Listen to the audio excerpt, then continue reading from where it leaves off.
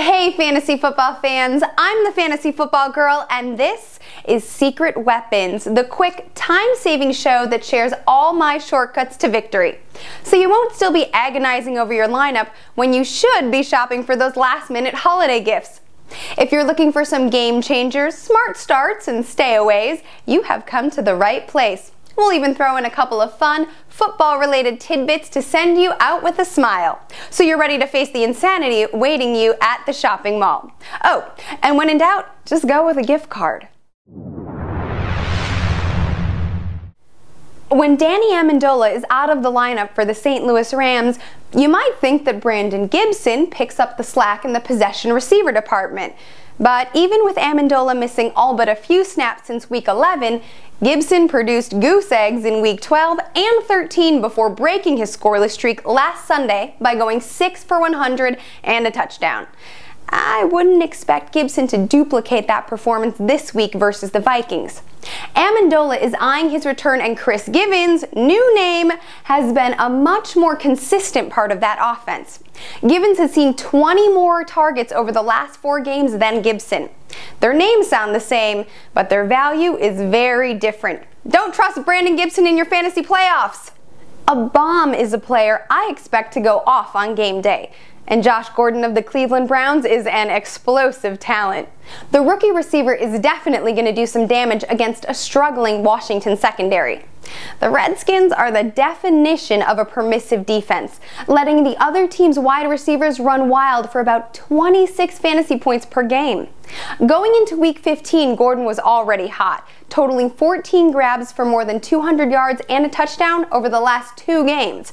He's becoming more than just a big play threat, and as Brandon Weeden's go-to guy, Gordon has averaged more than 8 targets a game over the last month.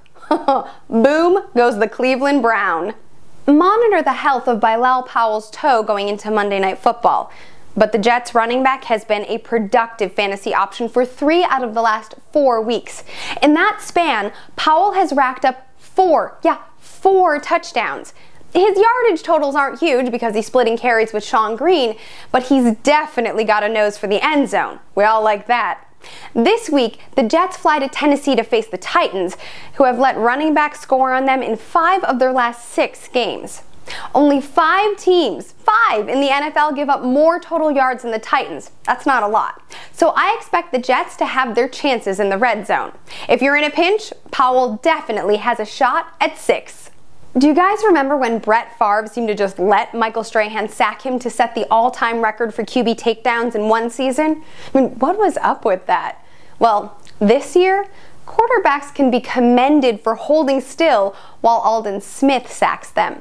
For every sack the 49ers pass rusher gets, the Boys and Girls Club will receive about $5 grand, courtesy of San Francisco's sackmaster himself. The Boys and Girls Club gives low-income kids a safe place to learn when they aren't in school, so it's definitely a good cause that Smith has chosen to support. The second-year linebacker already has 19.5 sacks, well on his way to breaking the record of 22.5 set by Strahan back in 2001. Since the league started recording sacks, no player has had more in their first 2 seasons than Smith. In fact, he's already got 33.5. Quarterbacks are feeling the pain, but Smith is paying the price. And you know, the football gods like this kind of thing, so don't be surprised if Smith gets those last 3.5 sacks he needs to break the record. Do it! Most NFL cheerleaders are pretty hot. In fact, I think you could call them knockouts. But how many could actually knock you out? Well, a Kansas City Chiefs cheerleader has recently gone from the NFL to the MMA. Her name is Rachel Ray, and that's Ray with a W, so don't get her confused with the cooking show lady. This Rachel Ray is only serving up the smackdowns. When she started taking lessons at a local gym, a good workout was what she was looking for. But what she found was a new career. Ray triumphed in her amateur debut with a 2nd-round TKO, and her next fight is set for January 25th at Harrah's Casino in Kansas City.